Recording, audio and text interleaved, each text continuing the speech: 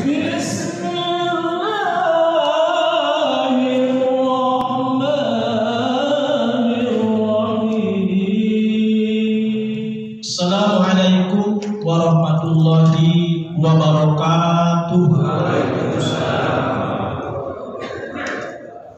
Bismillah, alhamdulillah, wassalatu ala rasulillah. La haula wa la quwwata illa billah. Asyhadu an la ilaha illallah wahdahu la syarika lah wa asyhadu anna Muhammadan abduhu wa rasuluh. Puji dan syukur mari kita panjatkan kehadirat Allah Subhanahu wa taala. Dengan berkat kudrat dan iradahnya kita masih diberi kesempatan oleh Allah untuk melaksanakan sebagian yang diperintahkannya, yaitu melaksanakan ibadah sholat sudah berjamaah dan dilanjutkan dengan tadarus Al-Quran. Mudah-mudahan aktivitas kita dicatat menjadi amalan sholih. Tak lupa salawat serta salam semoga tercurah dan terlimpahkan kepada paduka alam, Nabi yang mulia, Nabi akhir zaman, Nabi Muhammad SAW beserta keluarganya, para sahabat, para tabi'in, para pengikut. Mudah-mudahan termasuk kita di dalamnya yang senantiasa mengikuti ajarannya sampai akhir zaman. Yang saya hormati Bapak Ketua DKM beserta jajarannya. Yang saya hormati Bapak Ketua RW 13 beserta stafnya. Yang saya muliakan Bapak Muharram Komandos Haji Madam yang selalu mendampingi kita. Yang saya hormati Bapak Ketua RT 1-7 dan MPS beserta jajarannya. Hadirin dan hadirat yang saya cintai, pada kesempatan ini saya akan menyampaikan tentang menanamkan sifat sabar. Sifat sabar adalah sifat yang sangat mulia. Ia menjadi salah satu sifat dasar yang harus dimiliki oleh setiap muslim. Dibutuhkan di dalam setiap keadaan, dalam senang maupun susah. Biasanya ketika membicarakan sifat sabar itu identik dengan musibah, bencana, dan kesusahan.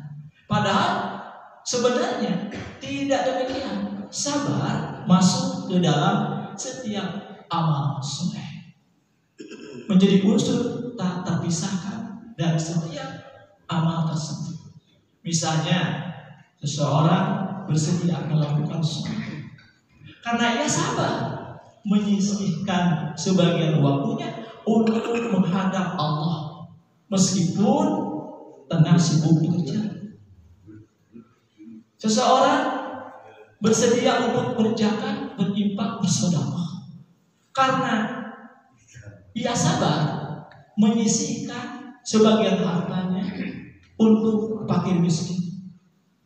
Dan seseorang mampu untuk melakukan saum atau puasa karena ia bersabar menahan lapar dan haus. Karenanya sabar merupakan salah satu amalan yang sangat besar pahalanya. Bahkan sejatinya sifat syukur atas nikmat itu adalah bentuk yang berbeda, yaitu saat menerima nikmat. Sabar dan mampu menahan gejolak hati sehingga mampu berpikir jernih dan fokus. Dan saat mengambil keputusan selalu mempertimbangkan sisi baik dan buruknya. Orang yang mensyukuri nikmat adalah orang yang sabar dalam mengendalikan dirinya agar tidak ada diri dan tidak menjadi sombong dengan kenikmatan yang diterima. Dahulu para nabi dan rasul yang memiliki kesabaran luar biasa ini sampai dijuluki dengan gelaran khusus, yaitu ulil azmi. Dalam Al-Quran Allah Subhanahu wa ta'ala berfirman, A'udzu billahi minasyaitonir rajim. Qul ya ibadiyalladzina amanu taqu rabbakum lilladzina ahsanu bihadhihi dunya hasanah wa ardullahi wasi'ah. Innama yuwaffis sabirin. Kul, katakanlah Muhammad, ya ibadilladzina amanu, wahai hamba-hambaku yang beriman. Allah menyuruh kepada Nabi Muhammad SAW dengan kata awalnya kul, bejakeun ku anjeun Muhammad kajalma-jalma anu ka hamba-hambaku yang beriman. Apa? Ittaqu rabbakum, bertakwalah kepada Tuhanmu. Siapa Tuhanmu? Allah Subhanahu wa Ta'ala yang telah menciptakan alam dunia dan isinya, yang menghidupkan, yang mematikan, yang memberi rezeki, yang menyempitkan rezeki. Itulah Allah Subhanahu wa Ta'ala. Lilladzina ahsanu, bagi orang-orang yang berbuat baik. Maka orang yang berbuat baik Allah akan memperoleh di dunia ini bihadihi dunia hasanah. Di dunia ini akan memperoleh kebaikan. Lamun orang berbuat baik di dunia, insya Allah akan mendapat kebaikan. Jangan dikira kita berbuat baik itu menambah kejelekan. Tidak. Allah Maha tahu segala sesuatu. Kalau berbuat baik, menanamkan baik, pasti ada kebaikan. Namun orang bakal ke istri orang, tentu istri kita akan baik. Osok bakal ke istri, alhamdulillah. Alhamdulillah. Kade, istri kudu bagel, kemudian kudu bagel, soalnya subhanallah. Menanamkan kebaikan dimanapun kita berada. Nah, karena dunia ini luas, Allah berfirman, wa ardullahi wasi'ah, dan di bumi Allah itu luas. Kemudian ari baheula, urang keur zaman baheula yang masih muda gitu, cantik. Lamun urang putus di mana? Di kabogoh urang. Sok aya bahasa kedengaran. Kunaon cenah eta? Samarut wae, cici teu ngomong-ngomong, wah putus teh kunaon? Jeung acara urang gitu kan. Aya ngomong, dunia ini tidak seperti daun kelor. Pernah ngomong itu? Dunia ini tidak seperti daun kelor. Subhanallah. Berarti luas ya. Subhanallah ya. Nah, di sini sebutkan wa ardullahi wasi'ah, dan bumi Allah itu luas. Benernya. Kesalahan omongan orang tua, dunia ini tidak seperti daun kelor. Akan dunia kelor berarti subhanallah. Setan. Kalau putus teh urang saeunaon? Sok tibeting ngaji uniti, tibeuna ngaji aku, tibeting ka IPP, tibeuna sami milu. Masuk itu. Baheula kerja di santri gitu kan ya. Subhanallah. Beda ibadahnya subhanallah. Ingat wae kalian. Innama yuwaffas sabirun, hanya orang-orang yang bersabar. Ajrahum bighairi hisab, yang disempurnakan pahala tanpa batas. Tuh kepada orang yang sabar, sabar melaksanakan segala perintah Allah, menjauhi segala larangan, diberi oleh Allah itu pahala tanpa batas. Luar biasanya kepada umat Islam, tidak ada duanya. Subhanallah. Sabar secara bahasa adalah al-habsu, artinya menahan diri. Sedangkan sabar secara istilah berarti tetap teguh di jalan Allah Subhanahu wa Ta'ala dan menahan diri dari mengikuti hawa nafsu.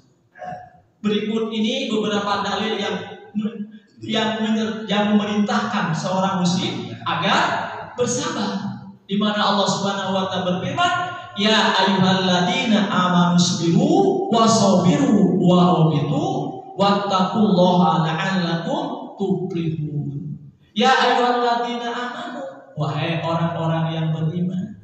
Tadi ayat tadi kepada orang yang beriman, hamba-hamba beriman kan. Sekarang lebih khusus lagi. Ya ayyuhalladzina amanu, wahai orang-orang yang beriman, dipanggil oleh Allah. Apa? Asbiru, bersabarlah kamu. Tetapnya sabar. Wasabiru, dan kuatkanlah kesabaranmu. Warobitu, dan tetaplah bersiap siaga di perbatasan negerimu. Wattaqullaha, dan bertakwalah kepada Allah. La'allakum tuflihun, agar kamu beruntung. Tadi orang yang bersabar itu akan diberi pahala tanpa batas. Di ayat ini Allah menerangkan tentang orang yang sabar itu akan selalu beruntung. Ingin mendapatkan pahala tanpa batas, ingin mendapatkan beruntung atau tidak? Ingin dua-duanya. Subhanallah, luar biasa. Dari Abu Sa'id Al-Khudri radhiyallahu an, bahwa Rasulullah SAW bersabda, "Waman yatasobbar yusabbirhullahu wa ma'ati ahadun atau khairon wa usa'a minasobbi." Dan barang siapa yang berusaha untuk sabar, maka Allah akan menyebarkannya. Dan tidak ada suatu pemberian yang diberikan kepada seseorang yang lebih baik dan lebih luas daripada diberikan kesabaran. Hadis riwayat Bukhari, nomor hadis 1370. Dengan demikian, cakupan wilayah kesabaran sangatlah luas, seluas amal soleh yang bisa dilakukan oleh manusia. Pertama, sabar menjalankan ketaatan, mentaati perintah-perintah Allah dan Rasulnya dibutuhkan kesabaran. Sebab ada kalanya perintah-perintah itu tidak mudah dan memerlukan perjuangan dalam melaksanakannya. Misalnya perintah sholat di saat kita sedang lalap tidur. As-sholatu khairum minan naum. Lebih baik sholat daripada, sedangkan kita sedang tidur. Bangun atau sholat, atau bangun atau tidur terus? Tidur lagi. Subhanallah, kan tidurnya bangun dan diberi hidayah. Inilah faktor kesabaran. Coba wae bapak tadi bangun, ayam jam berapa? Jam 2:30. Ada jam 3 tidur tehnya. Subhanallah, bangun akan melaksanakan sholat tahajud sebelum sholat subuh. Kadang-kadang udah sekolah kieu di sekolah tersebut tapi mau disebut sekolah teh yang 14 tahun gitu, yang 19 tahun udah subhanallah ya. Gitu. Padahal diri ulang teh terus aki-aki. Lalu aki-aki teh nunggu sebulan kuncuan 2. Namun dijual di mah aki, anu tilu aki-aki, eta. Subhanallah, luar biasa. Nah, beda harus aki-aki mah kacai, kudu cuci gula, tuh busuk. Nah sini teh kacai, lah lila cai teh asa dilatan dicai. Subhanallah. Terus buah dibicin buang besar. Kacai rek salat. Ayam deui teh. Masuk itu. Waduh, satu hati jauh berbeda. Subhanallah. Kadang-kadang rek salat tahajud itu teh subhanallah. Masuk itu, Pak. Ada sebab saya wae begitu teh. Allahu Akbar, perjalanan pada kita dicoba. Ayo besar. Ternyata lamun mobil mah, baru kita mobil tes sekolah. Butut. Mesti nanti kudu dioperses katanya. Subhanallah. Beda dong. Kalau orang mobil tahun 2001, dia kelahiran tahun 2003. Subhanallah ya. 20. Subhanallah. Luar biasa. Tapi bersyukur kepada Allah, sabar. Tadi perintah sabar itu tadi ketika dipanggil oleh Allah untuk melaksanakan sholat, lebih baik kita sholat. Masih untung kita diberi hidayah oleh Allah. Coba kalau tidak diberi hidayah oleh Allah, ya bawa naik ke masjid cicing terus geles tidur deui. Hoream, maero sebetulnya mah sholat teh. Hoream teh sholat. Itu teh keur ibadah dari gue subhanallah. Hebat we ibadah ternaon termelempem mah sakala maero teh. Hoream. Perintah menjakati harta, padahal kita sudah lelah mengumpulkannya selama bertahun-tahun. Kalau kayak sodako, infak, jariah zakat teh, sok lebaran karena harta teh. Subhanallah, yang jauh itu, subhanallah, sakabeng, namun iman ademan. Kalau kalau kajian nggak sebut karena kenceng, 1.000 perak, 2.000 perak, 5.000 perak. Coba nggak mau yang apa, yang belum atau yang jauh nggak mau dia. Subhanallah, itulah tabiat manusia. Tabiat sudah tabiat manusia seperti itu ya. Subhanallah, luar biasa. Diperintahkan jihad di medan perang dengan risiko kita akan mati syahid dan berpisah dengan keluarga yang kita cinta. Apalagi kalau diperintahkan jihad, diperintahkan perang, jika baru kedua, jika rumah dengan teh, subhanallah. Beda keimanan orang yang terbilang zaman sahabat Rasulullah. Tetapi sabar-sabaran kita namanya, subhanallah. Zaman Rasulullah begitu disuruh sahabatnya untuk perang, langsung siap-siaga. Umat kita, subhanallah. Tapi masih kumpul, dan jalankan ibadah kepada Allah, dan ke masjid gitu ya. Maka diperlukan kesabaran untuk menjalankan ketaatan. Tanpa kesabaran tidak ada ketaatan yang bisa dilaksanakan. Tanpa ketaatan seseorang akan kehilangan diri kemuliaannya. Nabi Ibrahim alaihissalam adalah teladan yang sempurna dalam melaksanakan ketaatan dengan kesabaran. Setidaknya ada 2 kali beliau menerima perintah yang sangat berat, tetapi beliau ikhlas menjalankannya. Pertama, beliau diperintahkan meninggalkan istrinya dan anaknya yang masih bayi di sisi Ka'bah yang tandus dan kering untuk pergi ke Palestina. Coba Nabi Ibrahim punya ayah, punya anak, terus dikasih anak, ya putra, ternyata oleh Allah dibawa ke Ka'bah. Ka'bah zaman dulu belum ada kehidupan. Sekarang rametenya. Dulu mah hanya bertiga, Nabi Ibrahim, Siti Hajar, dan Nabi Ismail. Nabi Ismail masih bayi. Diuji oleh Allah kesabaran Nabi Ibrahim, ya, terhadap Siti Hajar. Ditinggalkan Nabi Ibrahim. Siti Hajar berdua.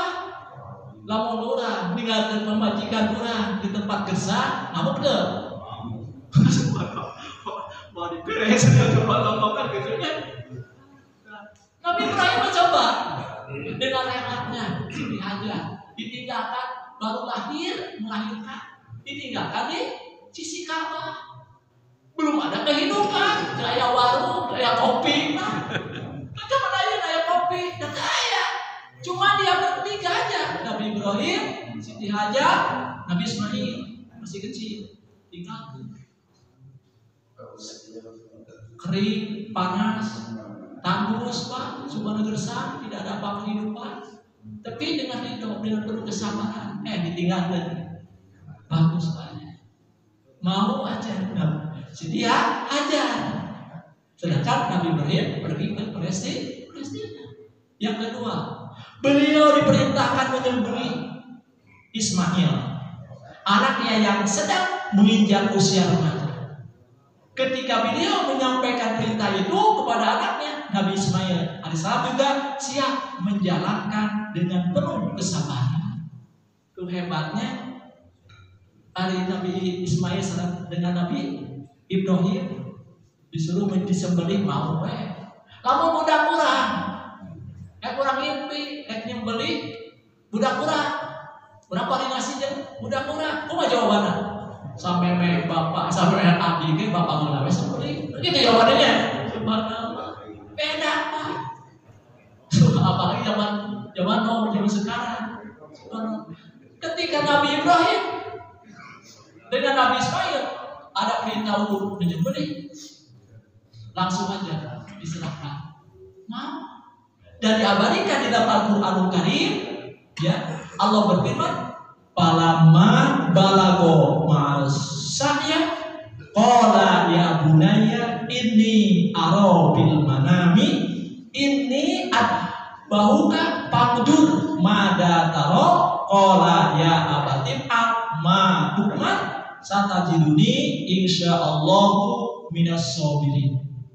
Qala Ibrahim berkata, ya bunayya inni ara bil manami, wahai anakku, sesungguhnya aku bermimpi ani atbahtu faqdur mada taro, bahwa aku menyembelih, maka pikirkanlah bagaimana pendapatmu.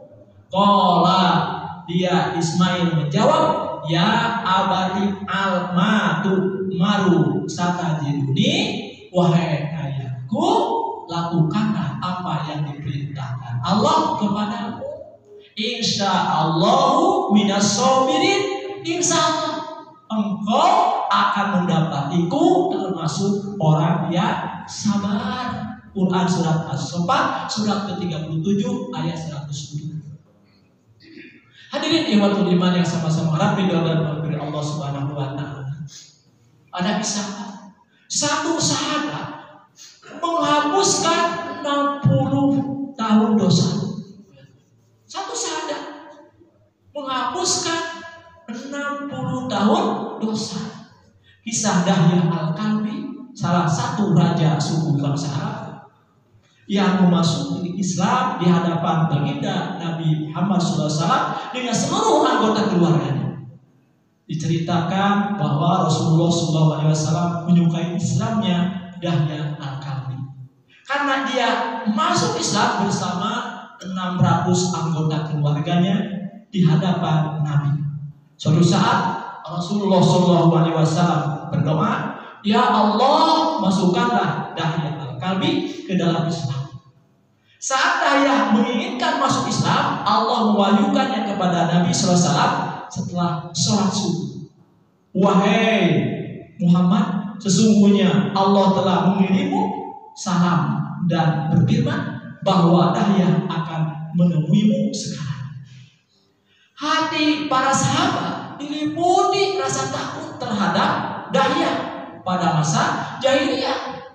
Saat sahabat mendengar berita tersebut, mereka tidak menginginkan Dahya berada di tengah-tengah mereka. Rasulullah SAW mengetahuinya. Beliau ingin menunjukkan kedudukan Dahya. Rasulullah SAW tidak ingin saat Dahya masuk Islam diperbincangkan dan dilemahkan hatinya untuk memeluk Islam.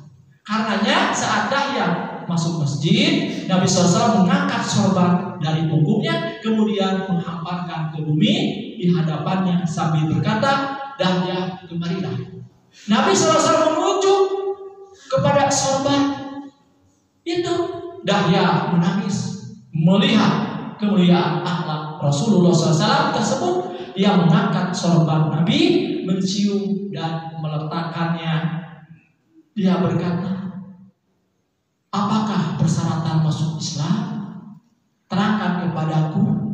Rasulullah SAW bersabda, pertama kali hendaklah engkau membaca La ilaha illallah Muhammadur Rasulullah. Tiada Tuhan selain Allah dan Muhammad adalah utusan Allah. Dan yang mengucapkan syahadat sambil menangis, Rasulullah bertanya, apakah arti tangisan ini? Padahal engkau telah dikarunia Islam. Dia menjawab, sungguh aku telah melakukan dosa sangat besar. Maka tanyakan kepada Tuhanmu, apakah tebusannya? Bila dia memerintahkanku untuk membunuh diriku, niscaya kulakukan. Bila memerintahkan supaya aku mengeluarkan semua hartaku, niscaya akan kuberikan. Rasulullah SAW bertanya, apakah kesalahanmu, wahai Dahya? Dahya menjawab, aku termasuk salah seorang dari raja bangsa Arab, dan aku tidak ingin anak-anak perempuanku bersuami, hingga aku telah membunuh 70 anak perempuanku dengan tanganku sendiri. Nabi SAW bingung dengan mendengar cerita tersebut, sehingga Jibril turun dan berkata, wahai Muhammad, Sungguh Allah telah membacakan salam buatmu dan berkata kepada Dahya, demi kemuliaan dan keagunganku, ketika engkau mengatakan tiada Tuhan selain Allah, aku telah mengampuni kekafiran dan kejahatanmu selama 60 tahun. Bagaimana mungkin aku tidak mengampuni dosanya? Karena engkau telah membunuh anak-anakku. Nabi SAW dan para sahabat menangis. Nabi SAW bersabda, ya Allah, engkau telah mengampuni Dahya selama telah membunuh 70 anaknya sendiri dengan hanya membaca syahadat satu kali. Maka bagaimana engkau tidak mengampuni orang-orang yang beriman, yang setiap hari membaca syahadat dan berkata benar serta ikhlas? Dosa Dahya adalah dosa yang dilakukan sebelum Islam. Meski dengan kejahatan selama 60 tahun, dosa tersebut dapat dihapus hanya dengan sekali membaca 2 kalimat syahadat. Berbeda dengan dosa yang dilakukan orang beriman.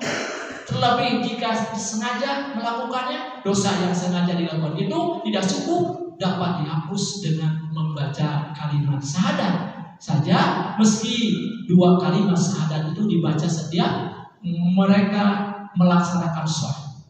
Dosa tersebut harus ditobati dengan sungguh-sungguh. Namun demikian, orang yang beriman tidak harus putus asa dengan dosa-dosa yang mereka dilakukan.